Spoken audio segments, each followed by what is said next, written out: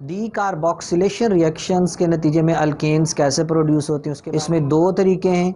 एक bye using soda lime, sodium hydroxide और quick lime का कम्बिनेशन होता है, लार्जर अल्केन्स बनते हैं। दूसरा कोल्ब्स इलेक्ट्रोलिसिस, और इलेक्ट्रोलिसिस के नतीजे में हायर अल्केन बनते हैं और even number of carbon atom वाले अल्केन प्रोड्यूस होते हैं। अस्सलाम वालेकुम बेटा, हम लोग अल्केन्स के मेथड्स ऑफ प्रिपरेशन पढ़ रहे हैं। आज हमने अल्केन्स के जो मेथड्स ऑफ प्रिपरेशन पढ़ने हैं वो डी कार्बोक्सिलेशन रिएक्शंस हैं। डी कार्बोक्सिलेशन रिएक्शंस बेटा अल्केन के जो हैं ये सोडियम और potassium salts of monocarboxylic acids से किए जाते हैं। सोडियम और potassium salts of monocarboxylic acid से बेटा दो तरह की डीकार्बोक्सिलेशन होती है। एक होती है decarboxylation by using soda lime और दूसरी होती है decarboxylation by Kolbe's electrolysis.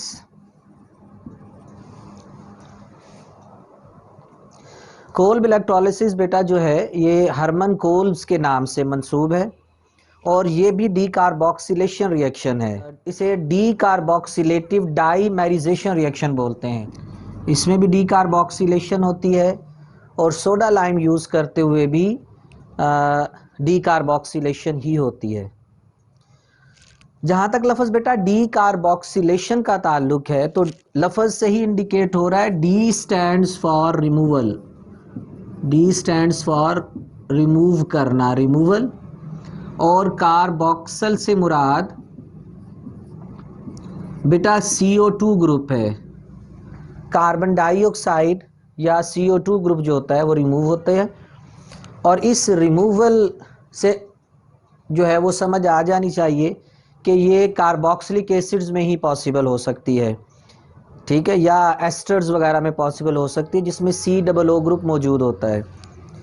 Carboxylic acids बेटा जो होते हैं इनका जनरल फार्मूला RCOOH होता है। ये कार्बोक्सिलिक एसिड्स होते हैं जिन्हें ऑर्गेनिक एसिड्स भी कहते हैं। इनमें से ये ग्रुप यहाँ से CO2 ग्रुप यहाँ से रिमूव हो जाता है। इसके रिमूवल को हम डी कार्बोक्सिलेशन कहते हैं। अब बेटा इस रिमूवल में दो पॉसिबिलिटीज़ होती हैं। इस रिमूवल में अल्केन की प्रिपरेशन के लिए दो पॉसिबिलिटीज़ होती हैं। एक पॉसिबिलिटी ये है कि ये कार्बोक्सिलिक एसिड है, चलें हमने साल्ट इसका कंसीडर किया हुआ, लेट्स सपोज सोडियम साल्ट या पोटाशियम साल्ट है, तो ये सोडियम कार्बोक्सिलेट है, कोई भी कार्बोक्सिलिक एसिड का सोडियम साल्ट है। अगर हम सोडा लाइम यूज़ करते हैं तो सोडा लाइम यूज़ करके बेटा इस R के से ये ग्रुप टूट जाता है और R के साथ हाइड्रोजन अटैच हो जाती है, तो ये अल्केन प्रोड्यूस हो जाएगा। ये जो अल्केन प्रोड्यूस होगा इसमें पेरेंट मॉलिक्यूल में से एक कार्बन कम होगी और वो जो कार्बन बेटा कम हुई है वो कार्बन है जो CO2 ग्रुप की सूरत में यहाँ से रिमूव हो गई है। ये डीकार्बोक्सिलेशन होगी सोडा लाइम के साथ हीट करने के नतीजे में। और जो कोल्ब इलेक्ट्रोलिसिस है जिसमें बेटा डीकार्बोक्सिलेशन होनी है और डाईमेरिजेशन होनी है, इसमें इस मॉलिक्यूल में से CO2 ग्रुप टूटता है और R का R से कॉम्बिनेशन हो जाता है, इसलिए इसको डाईमेरिजेशन रिएक्शन बोलते हैं कि कार्बोक्सिल ग्रुप रिमूव हो जाता है और बाकी जो अल्काइल ग्रुप होता है वो अपने जैसे दूसरे अल्काइल ग्रुप से ही कंबाइन हो जाता है और ये लार्जर अल्केन्स बनते हैं, ठीक है। इन अल्केन्स के लिए लफ्ज़ सिमेट्रिकल अल्केन भी बोला जाता है क्योंकि सिमिलर अल्काइल ग्रुप आपस में कंबाइन होता है, तो सिमिलर। अब बेटा इन रिएक्शन की टिपिकल एग्जांपल्स देख लेते हैं।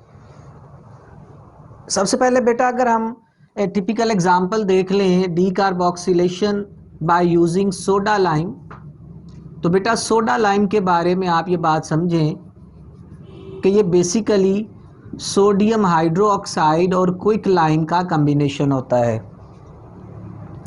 यहाँ पर कैल्शियम ऑक्साइड की जगह कैल्शियम हाइड्रोक्साइड भी यूज़ किया जा सकता है। बेसिकली बेटा लाइम को मिलाने का मकसद सोडियम हाइड्रोक्साइड की जो बेसिसिटी होती है उसको थोड़ा सा डिक्रीज़ करना होता है, क्योंकि अगर सिंपल कास्टिक सोडा इस्तेमाल किया जाएगा तो ये रिएक्शन ज़्यादा विगरस होगा। तो कास्टिक सोडा 3 हिस्से होते हैं और ये एक हिस्सा होता है, 3:1 में ये मिलाया जाता है। और इसे बनाने का तरीका ये होता है कि सोडियम हाइड्रोक्साइड के कंसनट्रेटेड एक्वस सॉल्यूशन में क्विकलाइम पाउडर जो है वो भिगोया जाता है या मिलाया जाता है। इस पाउडर में हम कास्टिक सोडा का सॉल्यूशन मिला सकते हैं या सॉल्यूशन के अंदर हम पाउडर्ड कैल्शियम ऑक्साइड मिला सकते हैं, और फिर वाटर इवेपोरेट हो जाने के बाद बेटा ये ग्रैन्यूलेटेड ग्रैन्यूल्स की सूरत में दानेदार जो सॉलिड प्रोड्यूस होता है वाइट कलर में। तो ये ग्रैन्यूलेटेड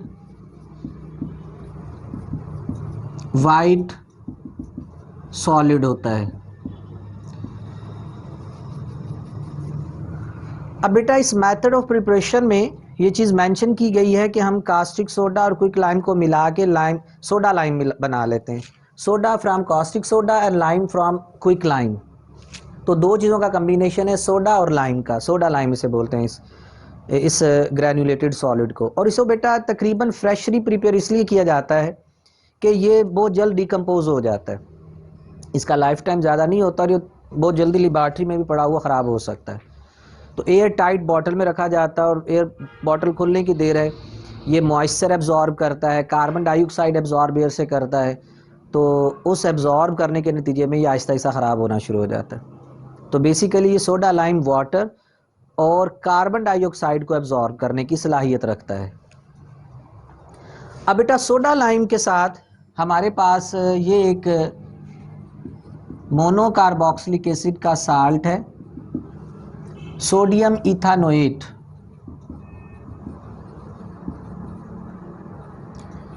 सोडियम इथानोएट बेटा एसिटिक एसिड का साल्ट है, CH3COOH। एसिटिक एसिड का सोडियम साल्ट है, यहाँ सोडियम की जगह पोटाशियम भी हो सकती थी। मोनोकार्बोक्सिलिक एसिड से मुराद होता है बेटा कि इनमें एक कार्बोक्सिल ग्रुप होता है, क्योंकि बहुत सारे कार्बोक्सिलिक एसिड्स दो या उससे ज़्यादा कार्बोक्सिल ग्रुप कंटेनिंग भी होते हैं, जिनमें एक कार्बोक्सिलिक एसिड से आप लोग वाकिफ़ भी होंगे, oxalic acid, ethane dioic acid है। इस तरह बहुत सारे डाई कार्बोक्सिलिक एसिड जो हैं वो मौजूद हैं, नेचुरली एग्जिस्ट करते हैं। तो मोनोकार्बोक्सिलिक एसिड जो हैं वो 1 कार्बोक्सिल ग्रुप कंटेनिंग कंपाउंड्स होते हैं। तो ये सोडियम साल्ट है एसिटिक एसिड का, इसका रिएक्शन सोडा लाइम से करवाएंगे, सोडियम हाइड्रोक्साइड है, क्विक लाइम इस्तेमाल किया जा रहा है, जो कि बेसिकली यहाँ पर जो कार्बन डाइऑक्साइड प्रोड्यूस हो रही होगी उसको एब्जॉर्ब कर सकती है, और साथ ही साथ जो प्रोडक्ट यहाँ पर बनेगी बेटा ये ग्रुप यहाँ से रिमूव हो जाएगा, ये ग्रुप और ये हिस्सा सारा कंबाइन होके हम लिख देते हैं Na2CO3, सोडियम कार्बोनेट बन जाएगा। ये हिस्सा सारे का सारा यहाँ तक जो है ये Na2CO3 बन गया है, और CH3 के साथ हाइड्रोजन कंबाइन हो रहा है तो ये CH4 बन जाएगा, मीथेन प्रोड्यूस होगी। तो ये डीकार्बोक्सिलेशन हुई है इथानोइक एसिड की सोडा लाइम की मदद से, और सोडा लाइम की मदद से डीकार्बोक्सिलेशन के नतीजे में मीथेन प्रोड्यूस हुई है। मैंने अभी पहले भी बताया है कि इस रिएक्शन में जो अल्केन प्रोड्यूस होता है it contain 1 carbon atom less than the parent compound. यहाँ 2 कार्बन थे, यहाँ पर 1 कार्बन है। इस तरह अगर 3 कार्बन वाला प्रोपेनोइक एसिड होगा तो उससे 1 कार्बन कम वाली इथेन बन जाएगी। अब बेटा प्रोपेनोइक एसिड का साल्ट है सोडियम प्रोपेनोएट, ये सोडियम प्रोपेनोएट है, 3 कार्बन है, प्रोपेनोइक एसिड का साल्ट है। अब बेटा यहाँ से ये ब्रेक होगा तो ये जो हिस्सा बचा इसमें एक हाइड्रोजन का इजाफा होगा, तो ये CH3 बॉन्ड CH3 बन जाएगा और साथ Na2CO3 हम बना देते हैं। तो ये इथेन प्रोड्यूस हुआ है प्रोपेनोइक एसिड के साल्ट से। सो alkane will contain 1 carbon atom less than the parent salt। Salt से कार्बन कम होगा। उसके बाद बेटा बारी आ जाती है कोल्ड इलेक्ट्रोलिसिस की। इलेक्ट्रोलिसिस रिएक्शन से बेटा आप लोग वाकिफ़ हैं, थोड़ा सा इंट्रोडक्शन करवा देता हूँ। इलेक्ट्रोलिसिस में कोई इलेक्ट्रोलाइट बेटा करंट पास करने से, बिजली की मदद से डिकम्पोज होता है और डिकम्पोज होने के बाद मुख्तलिफ प्रोडक्ट्स में कन्वर्ट होता है। प्रोडक्ट डिपेंड करेंगी कि इलेक्ट्रोलाइट क्या है, उसकी नेचर क्या है। तो इलेक्ट्रोलिसिस बेटा जिस अपरेटस में होता है उस अपरेटस को हम इलेक्ट्रोलिटिक सेल बोलते हैं। फ़र्ज़ करें मैं ये एक सिंपल सी डायग्राम शो कर देता हूँ इलेक्ट्रोलिटिक सेल की। ये जो मैंने बनाया ये कोई इलेक्ट्रोलाइट है। इलेक्ट्रोलाइट वो चीज़ होती है जो इलेक्ट्रिसिटी को कंडक्ट कर सकती है। ये किसी साल्ट का एक्वस सोल्यूशन हो सकता है या फ्यूज्ड फॉर्म हो सकती है, पिघली हुई हालत हो सकती है किसी आयनिक कंपाउंड की, क्योंकि इलेक्ट्रोलाइट में फ्री मूविंग आयंस का होना ज़रूरी है। सॉलिड स्टेट में पार्टिकल्स जो होते हैं वो फ्री मूव नहीं कर सकते, तो उनकी इलेक्ट्रोलिसिस नहीं हो सकेगी। तो या तो एक्वस सोल्यूशन होगा या वो खुद लिक्विड होगा या फिर उस सॉलिड को मेल्ट किया हुआ होगा। तो ये बेटा इलेक्ट्रोलाइट है।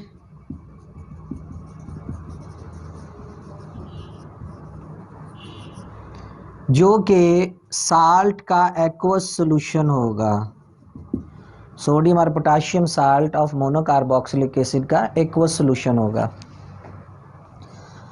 हम एक जनरल एग्जांपल लिख लेते हैं। ये हमारे पास सोडियम और पोटाशियम साल्ट का एक्वस सोल्यूशन है, वाटर साथ मेंशन कर लेते हैं। इसकी बेटा इलेक्ट्रोलिसिस होगी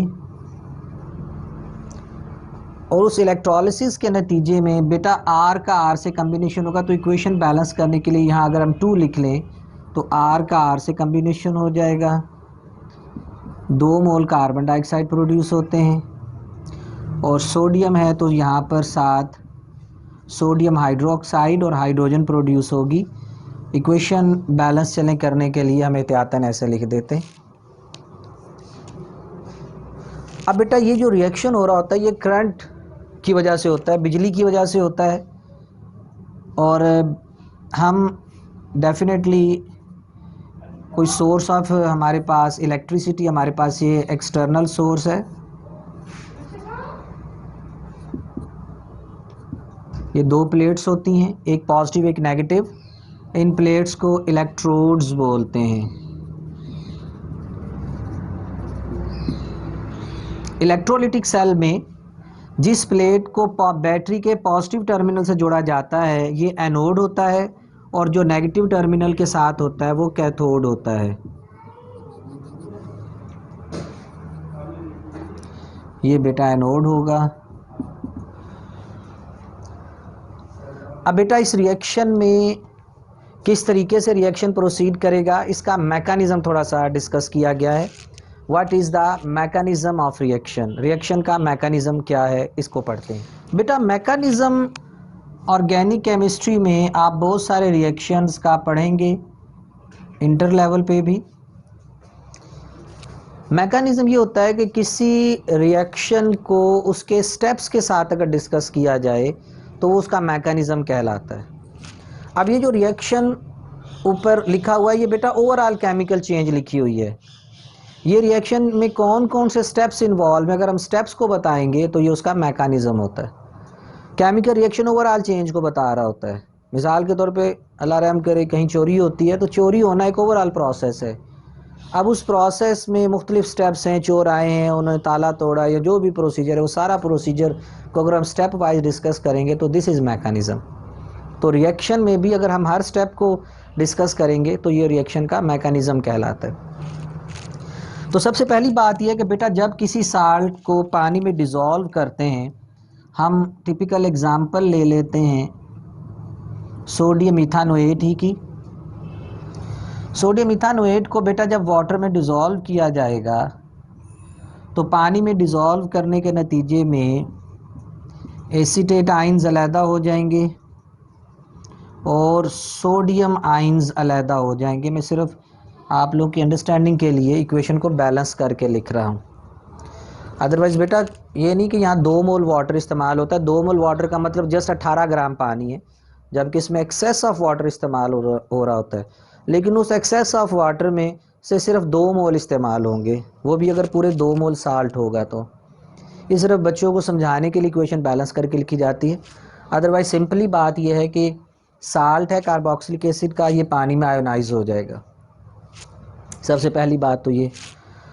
अब बेटा नेगेटिव आयन पॉजिटिव प्लेट की तरफ अट्रैक्ट होंगे और पॉजिटिव आयन नेगेटिव प्लेट की तरफ अट्रैक्ट होंगे। तो नेगेटिव आयन जो है वो एनोड की तरफ जाएंगे। सबसे पहले हम पढ़ते हैं what will happen at anode.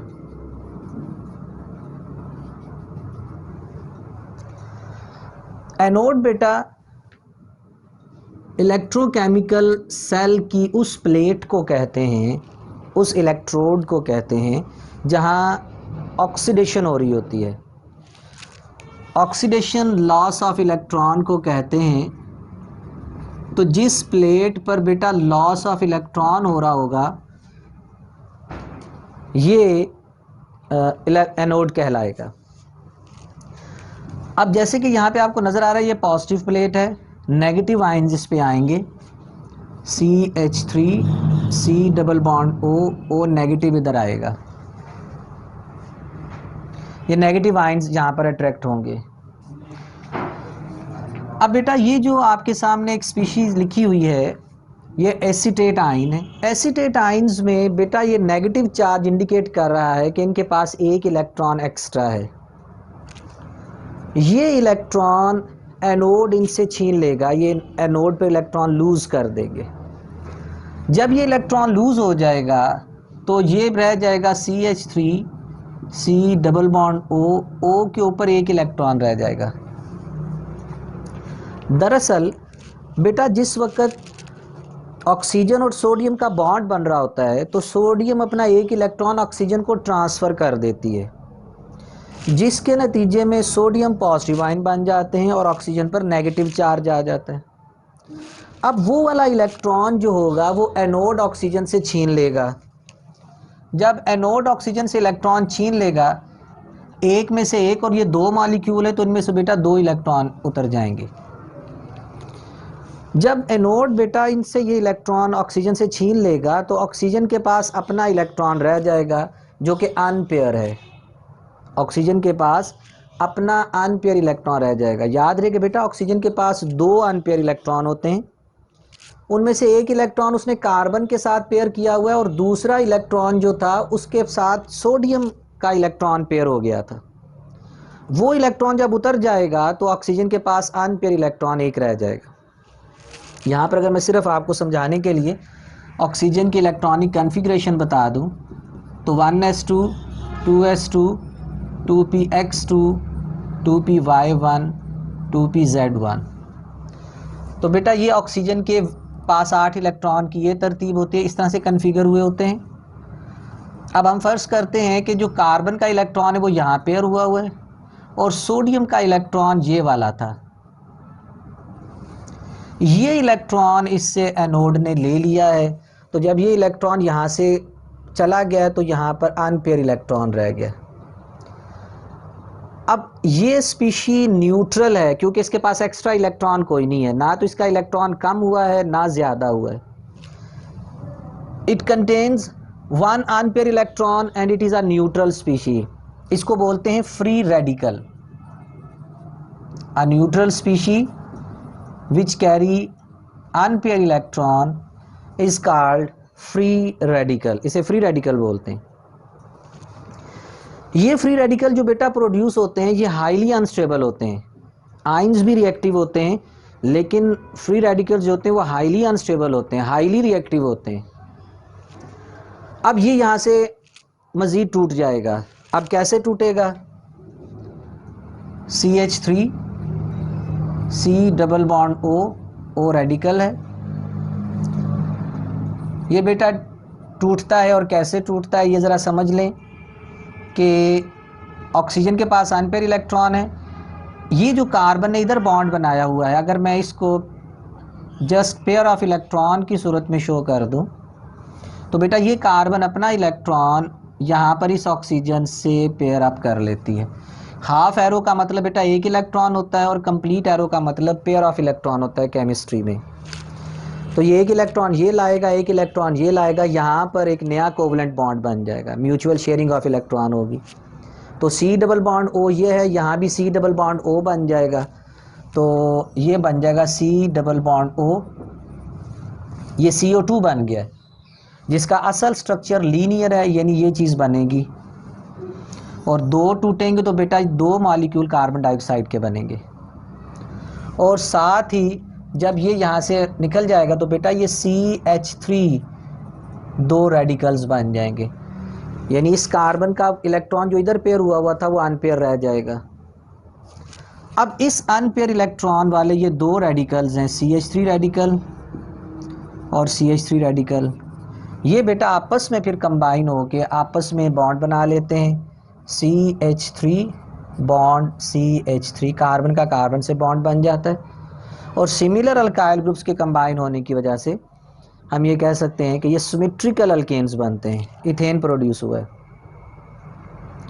तो ये बेटा एक ऐसा रिएक्शन है जिसमें डी कार्बोक्सिलेशन के साथ साथ डाइमराइजेशन हो रही है, डाइमर प्रोड्यूस हो रहा है, अल्काइल अल्काइल का कॉम्बिनेशन हो रहा है। तो बेटा इस रिएक्शन को डी कार्बोक्सिलेटिव डाइमराइजेशन रिएक्शन भी कहते हैं। ये बेटा कहानी है एनोड की। एनोड पे कार्बन डाइऑक्साइड प्रोड्यूस हो रही है और साथ ही साथ अल्केन प्रोड्यूस हो रही है। दूसरी जानिब बात कर लेते हैं कैथोड की। कैथोड पे क्या होगा बेटा, वो इलेक्ट्रॉन जो एनोड छीनता है डेफिनेटली वो यहां से बैटरी से होते हुए इधर कैथोड पे आ रहे हैं। ये दो इलेक्ट्रॉन कैथोड पे आएंगे। कैथोड इलेक्ट्रोकेमिकल सेल की वो प्लेट होती है जिस पे गेन ऑफ इलेक्ट्रॉन होती है और गेन ऑफ इलेक्ट्रॉन को रिडक्शन कहते हैं। तो कैथोड पे बेटा रिडक्शन होगी। अब यहाँ पर एक इंटरेस्टिंग बात जो समझने वाली है वो ये है कि बेटा ये इलेक्ट्रॉन आएंगे लेकिन ये सोडियम आयंस इन इलेक्ट्रॉन को गेन नहीं कर सकेंगे। उसकी वजह ये यहाँ पे वाटर मौजूद है जिसमें हाइड्रोजन आयंस भी मौजूद होते हैं। बेटा हाइड्रोजन का रिडक्शन पोटेंशियल, हाइड्रोजन का इलेक्ट्रॉन गेन करने की सलाहियत, उसका इलेक्ट्रॉन गेन करने का पोटेंशियल सोडियम से ज़्यादा होता है। सो कंपटीशन में सोडियम रिड्यूस नहीं होंगे बल्कि वाटर में हाइड्रोजन रिड्यूस होगा। लिहाजा दो वाटर मॉलिक्यूल हैं, इनकी रिडक्शन के नतीजे में हाइड्रोजन और हाइड्रोक्सल आयंस बनेंगे। ठीक हो गया। तो हाइड्रोजन आप इसे यूँ सपोज कर सकते हैं कि दो हाइड्रोजन आयंस हैं और दो हाइड्रोक्सल आयंस हैं। ये वाटर की आप आयनाइजेशन सपोज कर लें कि दो वाटर मॉलिक्यूल इस तरह से आयनाइज हुए हैं। अब ये हमारे पास जो हाइड्रोजन है ये बेसिकली इन इलेक्ट्रॉन्स को गेन करके H2 बन जाएगी और हाइड्रोक्सल आयन रह जाएंगे। ये हाइड्रोक्सल आयन फिर हम कहते हैं कि जनाब ये सोडियम आयन से कंबाइन हो रहे हैं और सोडियम हाइड्रोक्साइड बन रही है। आप इस इक्वेशन को ऐसे स्प्लिट करके भी लिख सकते हैं, ये भी दुरुस्त है, और इसको अलजेब्रिक सम करके भी लिख सकते हैं, वो भी ठीक होगी। ये लेफ़्ट साइड पर दो हाइड्रोक्सल हैं, यहाँ पर राइट साइड पर दो हाइड्रोक्सल हैं, ठीक है, ये आपस में कट जाएंगे। बाकी लेफ़्ट साइड पर 2 मोल वाटर है, 2 इलेक्ट्रॉन्स हैं और 2 सोडियम आयंस हैं, और राइट साइड पर H2 है और 2 मोल सोडियम हाइड्रोक्साइड के हैं। तो कैथोड पे बेटा हाइड्रोजन 1 मोल और 2 मोल NaOH बन रहा है। ये सेम वो इक्वेशन है जो मैंने आपके सामने पहले लिखी थी। R का R से कम्बिनेशन हो जाएगा, अल्केन बनेगी, 2 मोल कार्बन डाइऑक्साइड, 2 मोल NaOH और 1 मोल हाइड्रोजन प्रोड्यूस होती है इस इलेक्ट्रोलिसिस रिएक्शन के नतीजे में। ठीक है जनाब। इस रिएक्शन की एक ख़ास बात और एक लिमिटेशन है। ख़ास बात यह है कि बेटा हम लार्जर अल्केन्स तैयार कर सकते हैं, लेकिन ये जो लार्जर अल्केन्स तैयार होंगे ये इवन नंबर वाले तैयार होंगे। देखें ऑड और ऑड कंबाइन करें तब भी इवन बनता है और इवन मिले तब भी जो है वो इवन बनता है। 3 में 3 जमा करें तब भी 6, और 2 में 2 जमा करें तो 4। दो ऑड ऑड में मिले या इवन इवन में मिले, आंसर इवन होता है। तो इस रिएक्शन की ये लिमिटेशन है कि इसमें ऑड नंबर वाले अल्केन्स तैयार नहीं किए जा सकते, इवन नंबर वाले अल्केन्स तैयार होंगे। और दूसरी बात ये कि इस रिएक्शन से मीथेन तैयार नहीं होती नज़र आ रही, क्योंकि जब डाइमेराइजेशन होगी तो एक कार्बन वाला प्रोडक्ट नहीं बन सकता। हाँ, जो हमने पहले रिएक्शन पढ़ा था सोडा लाइम वाला, उसमें हमने देखा था कि अगर सोडियम इथानोएट का रिएक्शन सोडा लाइम से करवाएं तो मीथेन प्रोड्यूस होती है, लेकिन अगर सोडियम इथानोएट की इलेक्ट्रोलिसिस करवाएंगे तो सोडियम इथानोएट की इलेक्ट्रोलिसिस के नतीजे में इथेन प्रोड्यूस होगी। ये बेटा थोड़ा सा मैंने आप लोगों को डिटेल में ये बात समझाई है। तो बेटा आज के लेक्चर में हम लोगों ने डीकार्बोक्सिलेशन रिएक्शंस के नतीजे में अल्केन्स कैसे प्रोड्यूस होते हैं उसके बारे में पढ़ा है। इसमें 2 तरीके हैं, एक बाय यूजिंग सोडा लाइम और दूसरा कोल्ब्स इलेक्ट्रोलिसिस। सोडा लाइम की मदद से जो प्रोडक्ट बनेगी, अल्केन बनेगी, वो पेरेंट कंपाउंड से एक कार्बन कम वाली बनेगी, और इलेक्ट्रोलिसिस के नतीजे में जो अल्केन बनेंगे वो हायर अल्केन बनते हैं और even number of carbon atom वाले अल्केन प्रोड्यूस होते हैं। इन्हें बेटा पढ़ें, याद करें। अस्सलाम वालेकुम रहमतुल्लाह ताला व बरकातहू।